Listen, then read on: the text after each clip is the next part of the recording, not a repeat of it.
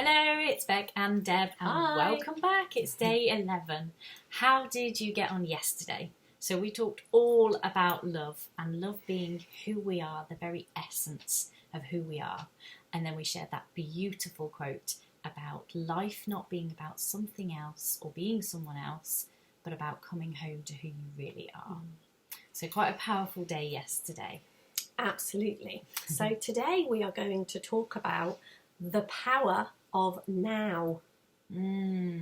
So that one for me, it's such a simple one and yet so incredibly profound, because we live so much of our lives taking ourselves off into the future or going off into the past and, regurgitating stuff that's happened or imagining what may happen in the future, and can actually, drive ourselves quite insane with that. We are not designed to live in the future or the past. We are designed to live in this moment now. And we have absolutely everything we need for this moment now. And then we try and make our minds go into an imagined future or go back to resolve something from the past. And it starts to, I'm quite a visual person, and immediately I start to see smoke coming out of my ears because I'm trying to get my mind to do something it's not designed to do. And I see that very much. I like a good metaphor, and I really see that as if you try and put diesel in a car that's designed to have petrol in it, very quickly it doesn't know what to do, and it starts, the engine starts to chug and it can't work properly. And that's the same for us too. If we're going off into the future or back into the past, we can't deal with that. We're not designed to live in that way for very long. And we are part of an incredible system that very quickly tells us, we have this like alarm system or like a notification on a phone That's coming out of your ears. that very quickly starts to say, you're in the wrong time zone. Come back to now, come back to this moment. And in this moment, we have all that we need. And I've seen that time and time again, if you've ever sat for a moment and tried to think, what would I do if this emergency happened? If this person in front of me started having a medical emergency, what would I do? And I don't know the answer, and I'm flapping around trying to go, I don't know, I'd try and do this or I'd do that. And actually when things like that happen, if you've ever been in a situation where there's been some kind of emergency, very quickly we just start responding to that situation. Because in that moment, we know what to do and we start responding and reacting. But when we try and guess and work it out and figure it out, we're working with an incomplete equation. And the beauty of the power of now, the coming back to this moment, is that's where we are designed to live. So, thought is the only thing that can take you out of this moment. And I don't want to paint thought as the bad guy. I think it is a beautiful gift. I don't know about you, but I love sometimes going into the past, and I love creating a future. I love stories. Human beings love stories. So I think it is an incredible gift that we can go back to the past or we can go into the future. But I think we can misuse that gift. I spent a beautiful, beautiful afternoon with my little grandson.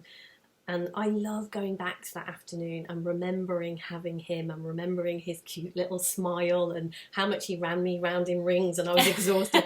But it's fun to have that memory. And it is really, really lovely to imagine that I might do that again. Imagine, when I see my daughter from London. Imagine when I go and visit my mum. I love creating those futures. But we can use this really, really amazing gift to go back and traumatise ourselves. Anywhere that we've been, anything that's happened to us in our life that wasn't so great, we can relive those most horrific moments over and over and over again. And things that could have been when somebody said something really nasty to you or something like that, it might have just been a moment, and then for the next week or so we torture ourselves with that. We use the gift of thought to torture ourselves. And then we can be in this moment, and then we can imagine, what if we end up homeless? What if our partner dies? What if our children don't turn out the way they should? What if? And torture ourselves with the most horrendous future. So we can use this power, this amazing gift of thought against ourselves. And just like Beck says, we get clues when we're doing that, and in our feelings we know when we're doing that. We know when we're using this power that, you know, against ourselves. And so to me, what I have seen is that thought, when it's off on one, just goes at 1,000,000 miles an hour. You know, when I am looking at a past that wasn't great, or when I am going into a future where the most horrific things are going to happen, my thinking is going dong dong dong dong dong dong. You know, it's going 1,000,000 miles an hour. And to bring ourselves back to the now, for me, is stopping thought in its tracks. Just stopping. You know, stopping that thinking. And it's we've looked at a few days ago, we talked about question marks opening our mind, statements close our mind, and questions open our mind. And for me, questioning our thinking stops it.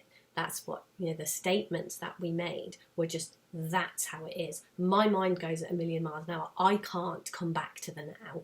That's a statement. A question mark stops that. What happens to our mind when we say, I can't come back to the now, is our mind goes off on 1,000,000 reasons, even if we don't notice. It goes on 1,000,000 reasons how we can't, why it's impossible. It justifies and tells you why that statement is true. And stopping the question mark stops your mind and begins to look for reasons, look for ways that it can happen. So in summary, we're designed to live in this moment, and we have this incredible gift of thought, and we can misuse that and take ourselves out of this moment in a way that isn't helpful or isn't comfortable. And yet we've also got this incredible ability to start to look at that and stop it in its tracks, and really kind of see what thought can do to us in that way, and use it for the good, you know, use it to see what we're doing and bring ourselves back to the here and now, the place that we are designed to live in.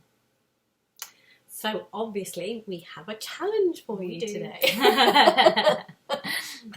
And if you've been around us for very long, if you've heard me talk before, you will know that at some point not long after I'd come across this understanding, it occurred to me in a moment to ask myself the question, am I okay even here?